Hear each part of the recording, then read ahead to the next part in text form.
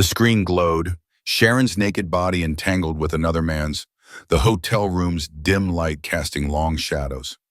4 seconds. That's all it took for 15 years of marriage to collapse. Her voice, a low guttural moan, echoed in the quiet room. "Oh, Calvin, yes, right there." Hank's stomach lurched, the phone slipping from his grasp, the sound of shattered glass barely audible over the cold truth that settled deep in his gut. The video played again, a digital loop of Sharon and another man. 4 seconds. That was the length of the clip, just enough time to witness a lifetime crumble. He'd found it in her phone, tucked away in a folder he wasn't supposed to see. Her voice, thin and breathy, moaned the name Calvin. Right there. Yes. The words scraped against Hank's eardrums, each syllable a fresh cut. He pressed the phone face down onto the kitchen counter, the ceramic cool beneath his palm, his stomach lurching with a sour burn that had nothing to do with hunger. It felt like a bad dream he couldn't wake from. He remembered her leaving earlier, the red silk blouse he'd bought her for their last anniversary clinging to her frame. Girls' night, she'd called it, her voice light, a quick kiss on his cheek. Don't wait up. The words now sounded like a mockery, a carefully rehearsed script. He'd waved from the porch, a tired smile already thinking about the early start he had the next morning. The signs he realized now had been there, little breadcrumbs he'd ignored. A new password on her phone, calls she'd take in the next room, whispering about work emergencies, the way she'd flinch if he touched her suddenly. He'd brushed them off, attributing it to stress, to the distance that had grown between them like an invisible wall. He thought back to their beginning at Wayne's auto shop, where he'd worked those first years. Sharon, vibrant, full of ideas, talking about their future garage, his name painted proudly above the bay doors. They'd shared that dream, built it brick by brick. His 60-hour work weeks, the endless grind of making the garage a success, had slowly eroded her bright smile, replaced it with a kind of quiet resignation. A notification buzzed on the still dark phone. He picked it up, curiosity a cold shard in his chest. "Calvin, did you get the video? Can't wait to see you tomorrow. Hank works late again." The text flashed, a confirmation, stark and undeniable. Hank works late again. The casual mention of his name, his schedule, as if he were merely a piece of furniture, a convenient obstacle, made his blood run cold. It wasn't just betrayal. It was an insult, a dismissal of his entire existence. A surge of hot, violent anger clawed at him, the urge to smash everything, to confront her, to scream. He pushed it down. He remembered his buddy Dale, how he'd lost everything in a similar explosion. "Don't give them the satisfaction," Dale had warned, his eyes hollow. No, Hank wouldn't make that mistake. Not with Sharon, not now. He took a series of screenshots of the video and the damning messages, forwarding them to his private email, then saving copies to a protected folder on his hard drive. Evidence. He walked to the liquor cabinet, ignoring the framed photograph of their wedding day. He pulled out the Macallan 12-year scotch, a bottle he'd been saving for their upcoming anniversary. The amber liquid swirled in the glass, catching the dim kitchen light. He raised it slowly, not to celebrate, but to mark an ending. "To the death of our marriage," he whispered, the words tasting like ash. Hours later, the front door clicked open. Sharon stumbled in, her movements slightly uncoordinated. A faint, sweet scent, not her usual perfume, followed her. She had that post-sex glow, a softness around her eyes that he used to associate with him. He sat in the darkened living room, the television a low hum, feigning a long day. "Hey," she said, her voice a little thick. "Didn't think you'd still be up." "Just unwinding," Hank replied, his voice level, betraying nothing. "How was Brenda? New cocktail place on 5th, right?" "Oh, it was great," she rattled off, a rehearsed enthusiasm. "Brenda had a few too many." She laughed, a forced sound. "You smell different," Hank said, letting the words hang in the air. She froze for a split second. "Oh yeah," she quickly recovered. "Borrowed Brenda's perfume, mine ran out." He nodded, watching her walk toward the bedroom. The shower started running. Hank moved. He found her purse on the kitchen counter, quickly sifting through its contents. A keycard from the Westlake Inn, a crumpled 2-drink receipt, passionate plum lipstick, not the subtle pink she usually wore, and then a Chicago plane ticket stub dated 2 weeks prior from a conference she'd supposedly attended online. He pocketed the key card, returning everything else to its place, his mind now a cold, clear machine, forming a plan. Sharon emerged from the bathroom, wrapped in a towel, looking refreshed. Hank fought the wave of revulsion that tried to surface. "You know what?" he said, pushing himself up from the couch. "We've been so stressed. How about Cancun for our anniversary? Just the two of us. We need this." He leaned in, kissed her forehead. Her surprise was genuine, a flicker of confusion in her eyes at his unexpected romantic gesture. That night, with Sharon deeply asleep beside him, Hank worked. He created burner email accounts, set up fake social media profiles. He accessed their shared phone records, meticulously documenting every call, every text between Sharon and Calvin over the past 6 months. He cross-referenced, dug deeper. Calvin, an executive at Meridian Financial, married, 2 kids, lived in upscale Oakwood Heights. His wife, Diane, a pediatrician. Calvin was on track for a major promotion. A man with everything to lose. The next morning, while Sharon was still asleep, Hank accidentally cracked her phone screen, dropping it just right on the tile floor. "Damn it," he muttered loud enough to wake her. "Guess you need the new iPhone 15, babe. My treat." The new smartphone, a sleek silver model, arrived 2 days later.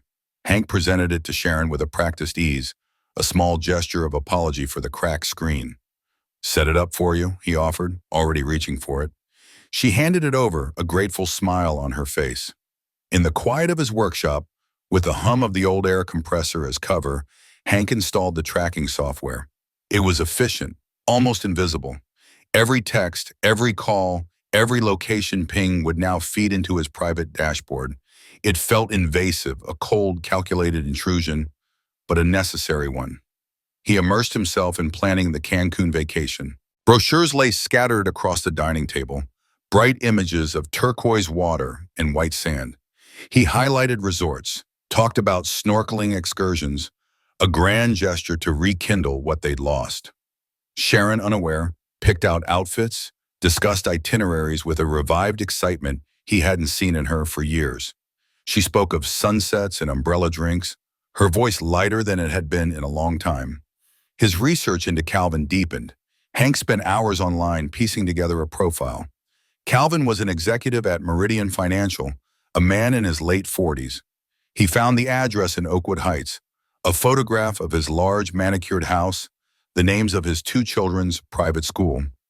He located Calvin's golf club memberships, even gleaned some of his regular haunts, gleaned from local business reviews and community forums. Hank saw a man who carefully curated his image, a man with a lot to protect. The data streaming from Sharon's old phone and now her new one filled out the gaps. Hank logged hotel stays, cross-referenced specific restaurant bills with credit card statements, noted the dates of expensive gifts he hadn't bought her, a diamond tennis bracelet, a designer handbag. He built a detailed timeline of the affair, a spreadsheet that charted their rendezvous, correlating them with his own late nights at the garage or Sharon's frequent girls' nights. The pattern was stark, predictable. His absence, her opportunity. He started subtly altering his routine, staying out an hour later at the garage, claiming a particularly stubborn repair, making unexpected trips to the hardware store on weekends, leaving Sharon to her own devices. He watched her reactions. A quick, almost imperceptible glance at her phone when he announced he'd be late, a slight relief in her shoulders when he left for an errand. She was navigating a new rhythm, one he was carefully orchestrating. One evening over dinner, Hank tossed out a casual comment. "Heard something about Meridian Financial on the radio today. Some big executive in their mergers division, making headlines." Sharon paused, her fork halfway to her mouth. Her eyes darted to his for a second, then quickly away, a faint flush rising on her neck. "Oh," she said too quickly. "Didn't catch that." He just nodded, letting it pass, noting the telltale sign. He continued to play the part of the devoted, if somewhat overwhelmed husband. He brought her flowers from the grocery store. He suggested a movie night, pretending to fall asleep on the couch beside her. It was a performance designed to lull her into a deeper sense of security, to ensure no suspicion stirred before the time was right.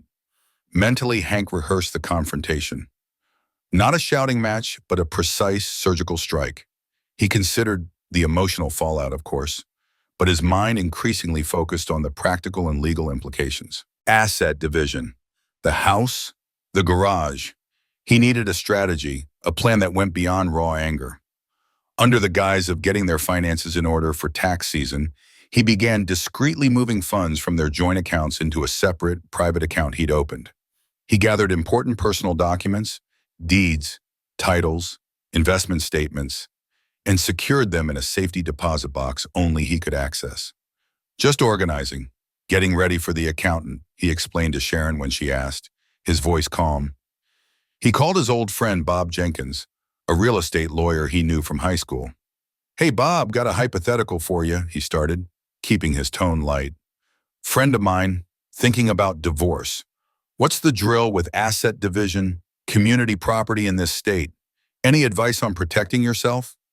Bob, none the wiser, gave him a thorough, cold rundown of his rights and options. The Cancun vacation dates were finalized, reservations confirmed. Hank made sure all travel documents, all itineraries were in his possession, tucked away in his briefcase. He held the key to their escape and to her eventual downfall. Then he sent the email, anonymous, simple, to Calvin's work address. "Some secrets aren't meant to stay hidden forever, Calvin. Someone is watching." No threats, no accusations, just a whisper of unease. He imagined Calvin's face, the flicker of doubt. The seed was planted. He double-checked the tracking software on Sharon's new phone. The dots on the map moved, the messages streamed.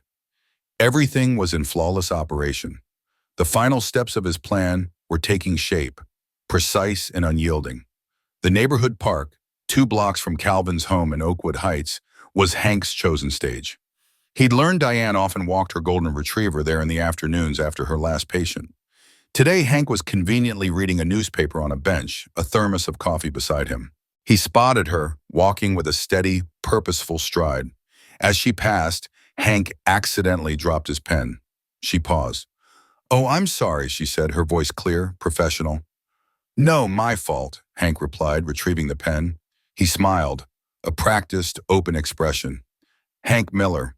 I believe we have a mutual acquaintance at Meridian Financial. John Thompson. Small world." He'd seen Thompson's name on Calvin's LinkedIn. Diane nodded, a flicker of recognition. "Diane Sterling," she offered, polite but reserved. They spoke for a few minutes, Hank steering the conversation toward the importance of family, the pressures of corporate life, the values that held a person together. He watched her face, the faint lines around her eyes, the way she held herself with a quiet dignity. He sensed the underlying steel. That evening, an anonymous, encrypted message landed in Diane's inbox. It contained only a screenshot, a quick flash of text from Sharon's phone, a casual, "See you at Westlake Inn, room 304, and the distinct faded logo of the hotel in the corner. No context, no explanation, just a fragment. Hank imagined her reading it, dismissing it, then perhaps returning to it later, a small burr under her skin. He checked her public social media, the careful curation of family photos. Nothing yet. He knew it would take time. Diane, a pediatrician, possessed a mind trained in diagnosis, in spotting subtle discrepancies. The anonymous tip she initially rationalized as spam, a random phishing attempt. Yet the specific room number, the hotel name, kept nagging at her. A cold unease settled in. She began, subtly at first, scrutinizing Calvin's phone, his calendar. He was too careful, his digital life scrubbed clean. Then she looked at his credit card statements. A series of charges at high-end restaurants, always for 2. A weekend getaway to Chicago listed as a conference on his calendar, but without any associated flight or hotel receipts in their shared files. The inconsistencies, once invisible, now glowed like neon signs. Hank decided it was time. He packaged it all. The full, devastating video of Calvin and Sharon, clear and undeniable.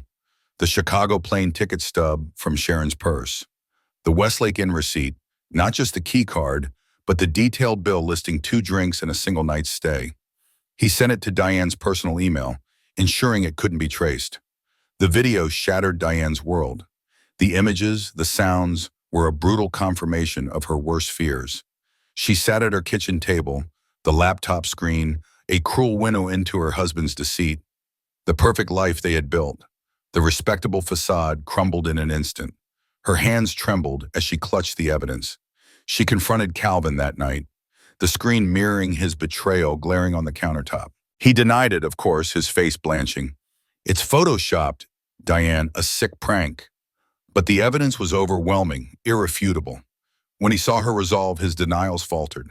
He tried to minimize it, his voice thin. A one-time lapse, Diane, a mistake. It meant nothing. His words were hollow, ringing false in the wreckage of their trust. Their perfect family facade collapsed, leaving only anger and a profound, raw heartbreak in its wake. From his calculated distance, Hank watched. The chaos in Calvin's life was erupting, precisely as planned. He saw the shift in Diane's online presence, the public retreat. A few days later, a private investigator's car was seen parked near Calvin's home. Diane, Hank knew, would not hesitate. She had too much to lose and too much self-respect to suffer in silence. She contacted a divorce attorney immediately. Hank received an anonymous tip from a source he'd cultivated within Meridian Financial.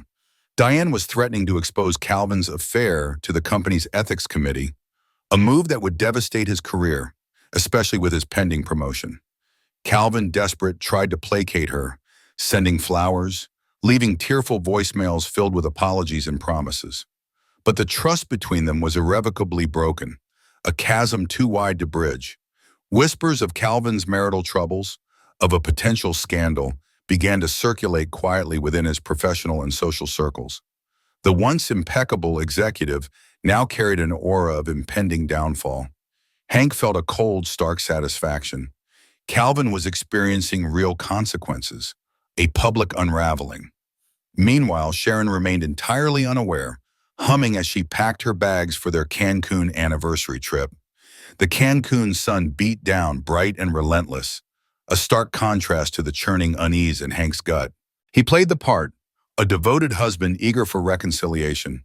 He carried their bags, ordered drinks with tiny umbrellas, and steered Sharon toward the best lounge chairs by the pool. Sharon, genuinely thrilled by the tropical escape, seemed to shed years. Her laughter echoed louder, her movements freer. She splashed in the ocean, her eyes sparkling, responding to his seemingly renewed affection with an openness he hadn't seen in months. Hank, however, remained a silent observer. While she basked in the sun, he watched for any lingering signs of guilt, any flicker of internal conflict. There was nothing, only the pure, uncomplicated joy of a woman on vacation. Yet his gaze never truly softened. He continued to monitor her phone. The software hummed invisibly, feeding him a stream of her digital life. He noted her repeated attempts to contact Calvin. Texts went unanswered for hours, then days. Short, vague replies eventually came back. Calvin was slammed at work, dealing with a family crisis, or just swamped with a big project. Sharon, oblivious to the true nature of Calvin's escalating personal crisis, attributed his distance to a stressful work schedule. Her frustration grew, a small knot of anxiety tightening beneath the surface of her vacation cheer. One evening at a supposedly romantic dinner, candles flickering on their table by the ocean, Hank steered the conversation.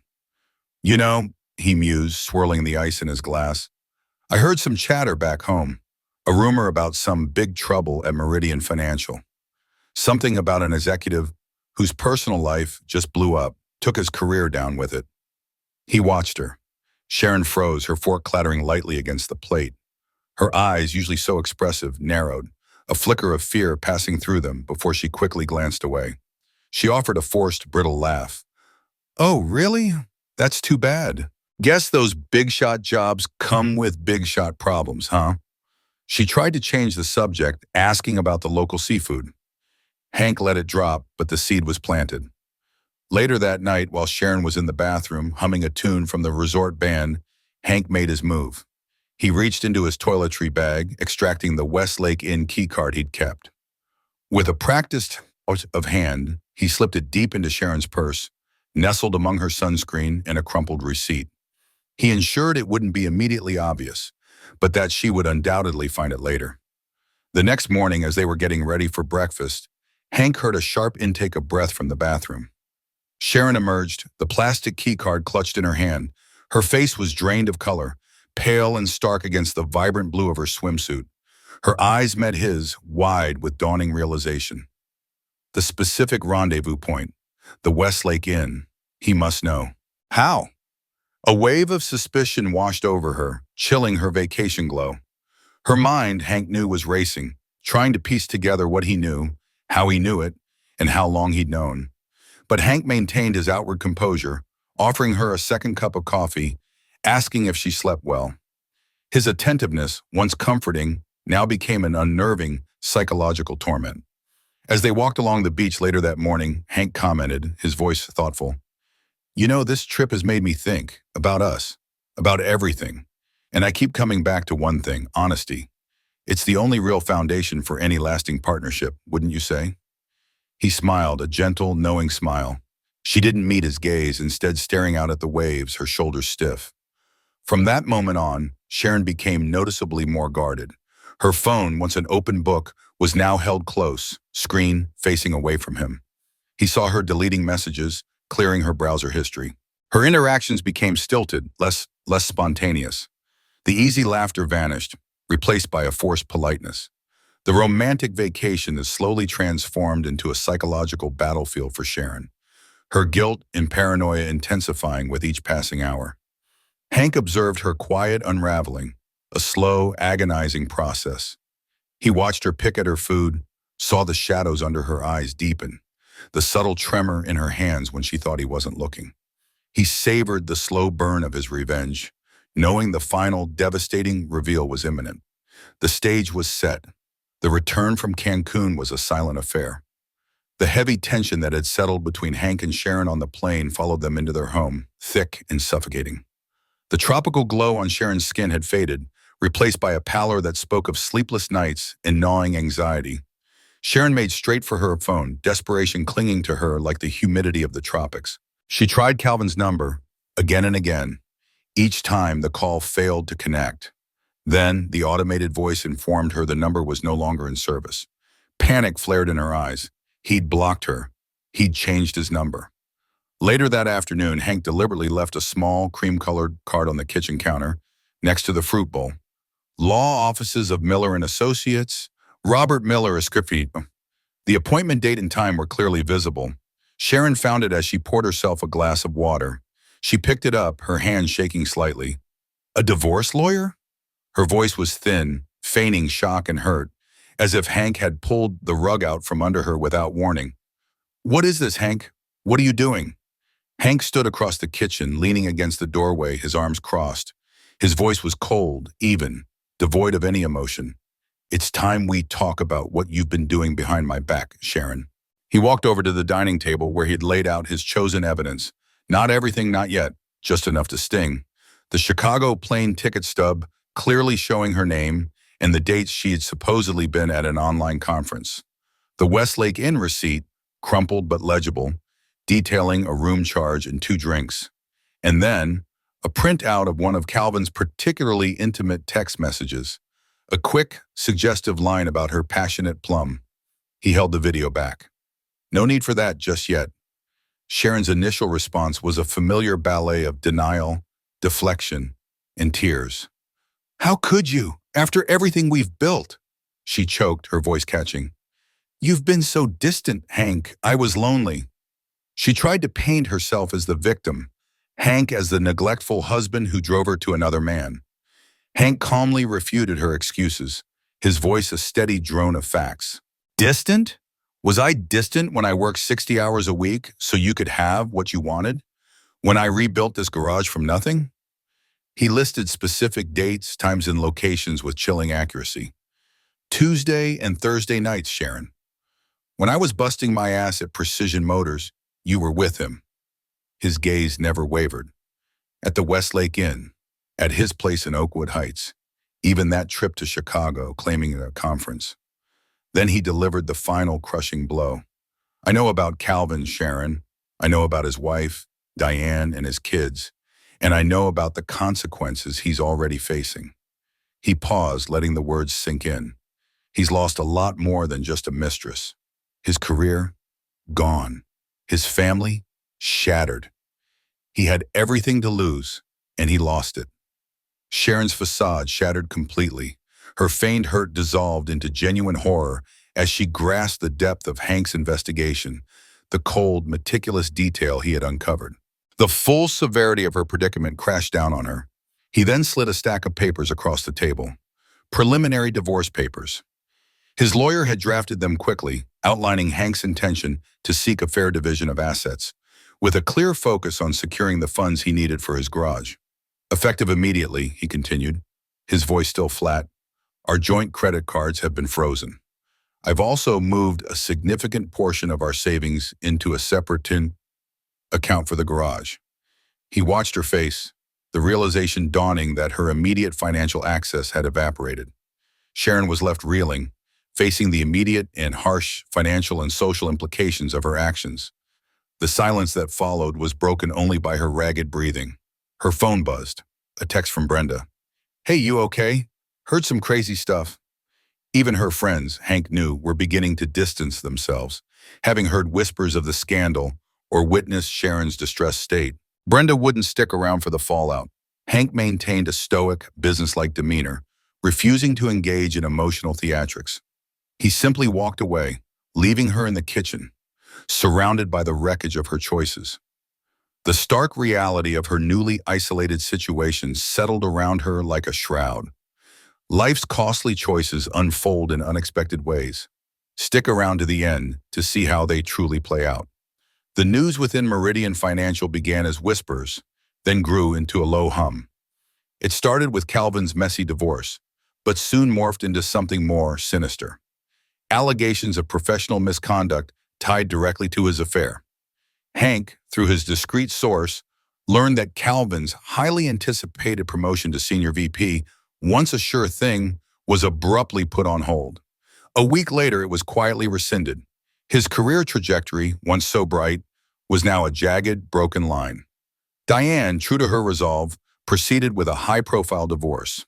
Her attorney ensured the public record cited infidelity and emotional distress, details that splashed across local gossip columns and online forums. Calvin's personal life became a public scandal, dissected and judged by the very community he had so carefully cultivated. Hank made his final, decisive move against Calvin.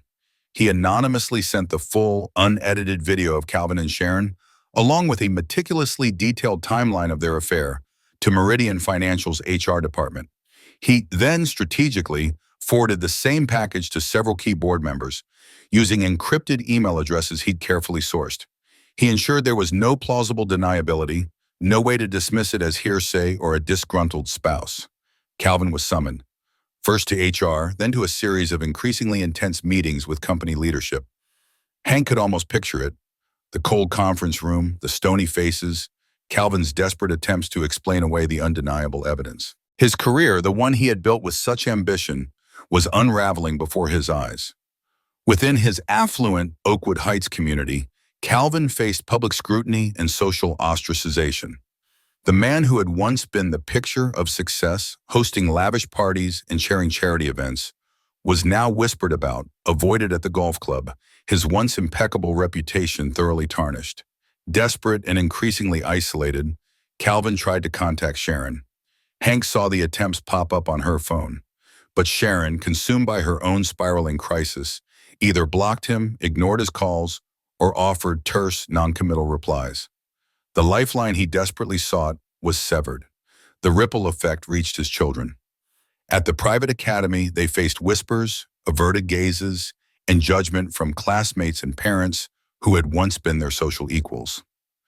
The perfect facade of the Sterling family was utterly shattered, turning Calvin into a cautionary tale in Oakwood Heights. His carefully cultivated image of integrity and family values lay in ruins.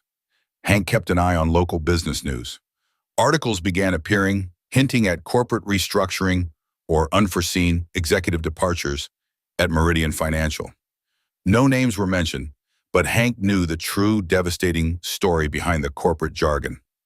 Calvin's divorce settlement, and heavily skewed by the infidelity clause Deanne had pushed for, ensured his assets were frozen and divided, leaving him financially diminished and professionally disgraced.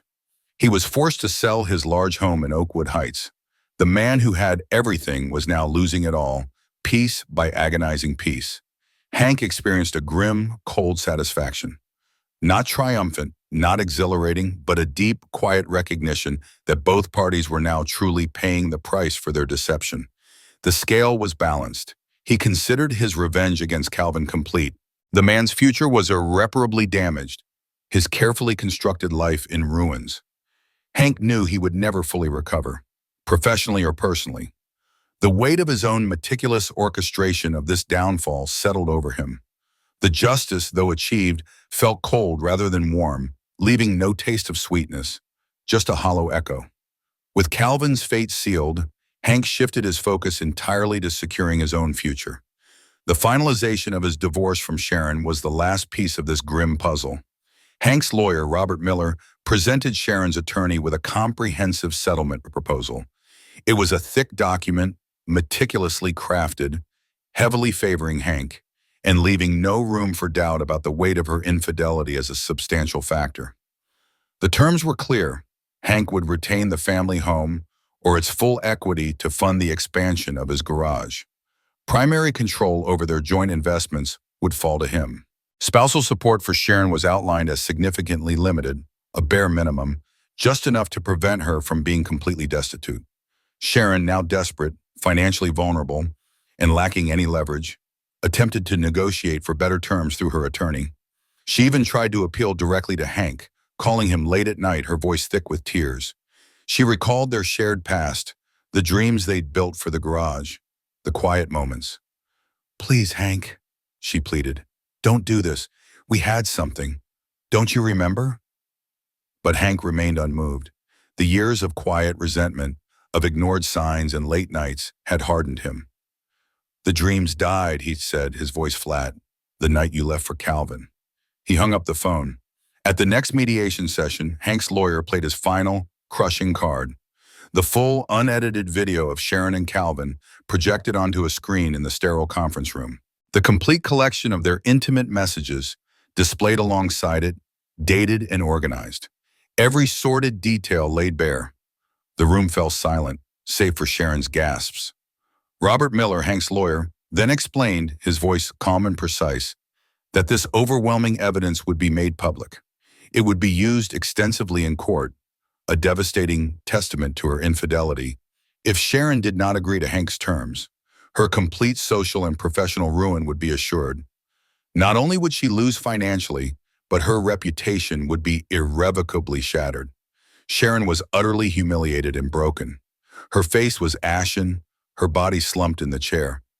"You planned this all along, didn't you?" she whispered, her voice barely audible. The realization of Hank's premeditation, the absolute finality of her defeat, finally dawning on her. It wasn't a question, but an accusation and a confirmation. Hank, through his lawyer, calmly reiterated his terms. There was no room for negotiation. "This is your choice, Sharon," Miller stated, his gaze direct. "My way, or the whole world knows, every detail." The words hung in the air, heavy and undeniable. With no leverage left, facing overwhelming, damning evidence that could not be disputed, Sharon reluctantly agreed to his settlement. There was no fight left in her. The papers were signed, legally freeing Hank from a marriage built on deceit.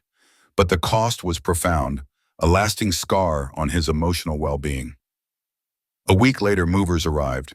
Sharon's belongings, carefully packed into boxes, were carried out of the home they had built together. Her departure was stark, solitary. She didn't look back. Hank watched her go from the living room window, a hollow victory settling over him. The house, once filled with the ghosts of betrayal, now echoed only with silence. He walked through the empty rooms, the space feeling vast and unfamiliar.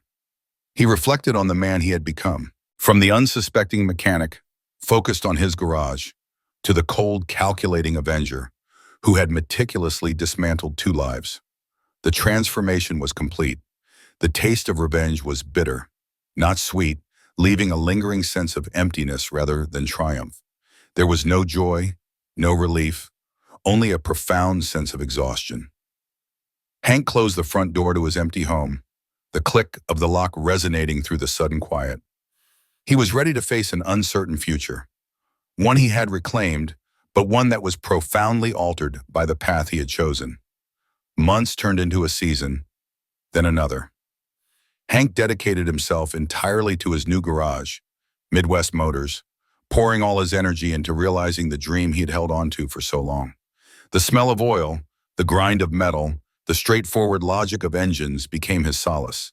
He worked long hours rebuilding, customizing, and repairing. Each piston, each spark plug was an honest piece of work, unlike the twisted complexities of human lives. He heard whispers through the small-town grapevine.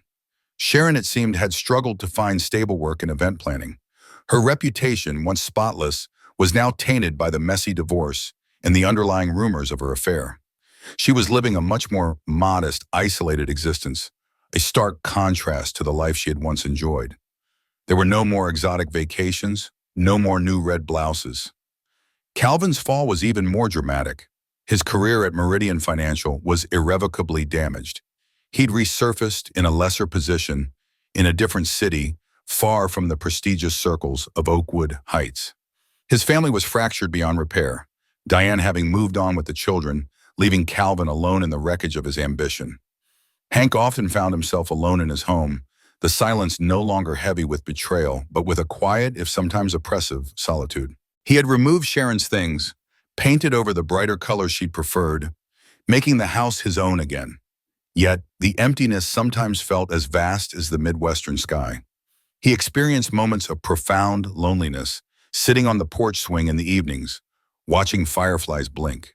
He had achieved a form of justice, yes, but he knew he had lost a significant, perhaps irreplaceable, part of himself in the process. Occasionally, he'd run into Dale at the hardware store or the local diner. Dale, his loyal friend, offered quiet support, never probing, just understanding. "You're still young, Hank," he'd say, a subtle reminder that life kept moving. "You need a reliable man." It was a simple connection, a balm to the wounds that still throbbed beneath the surface. Hank reflected on the price of his revenge. It wasn't just the legal fees or the emotional turmoil of the divorce. It was the loss of innocence, the psychological toll of meticulous planning and cold execution. A layer of cynicism now subtly colored his view of relationships, making him question motives, always looking for the hidden angle. He was harder now, less soft, less vulnerable. Slowly, cautiously, he began to rebuild a social life. He went to a couple of local baseball games, shared a beer with some of the other garage owners. He even went on a few dates, awkward attempts at conversation over lukewarm coffee. But the ability to fully trust, to let someone truly in, remained a difficult, guarded hurdle. He kept parts of himself locked away. The memory of Sharon and Calvin still surfaced occasionally, like old photographs found in a dusty box. But the raw, searing pain had dulled into a distant, chronic ache, a reminder of what had been and what was lost. He considered what, if anything, he would do differently. The path of revenge, once embarked upon, leaves its own indelible scars regardless of how justified it felt. One crisp autumn afternoon, he drove to the local cemetery. He stood by his father's grave, the old man's weathered stone marker, a testament to a simpler time. He found a moment of quiet introspection there, a fleeting sense of peace in the stillness. Soon after, Hank purchased a new modest home near his garage, a fresh start. It was smaller, less grand than the house he'd shared with Sharon, but it was his, deliberately free from the ghosts of his past marriage. He acknowledged that while betrayal could destroy him, it could also forge resilience, reshaping a man into something tougher, albeit less soft and vulnerable. He started the engine of his old pickup, the sound a steady, familiar hum. He drove off into the vast Midwestern sunset, the road stretching long and open before him, moving forward, scarred but ultimately free and self-reliant. The dust had settled. Hank's new garage, Midwest Motors, hummed with the steady work he poured into it. He lived in a modest house, deliberately close to his work, away from the old neighborhood. Sharon was rebuilding her life elsewhere, quieter, less visible. Calvin, the executive, was a ghost in a different city, his name no longer carrying the weight it once did. Justice of a kind, had been delivered. Yet Hank found no grand triumph. The cold satisfaction he'd felt in the orchestration had faded, leaving behind a quiet solitude. He was free, yes, but freedom felt less like liberation and more like an open, empty space he had to learn to fill. He was tougher, more self-reliant, less likely to be surprised by betrayal. But he was also scarred, a piece of his original self sacrificed in the process of evening the score. The quiet hum of his new life was steady, built on solid ground, but it carried an undertone of what had been lost. The road ahead stretched, clear but unwritten.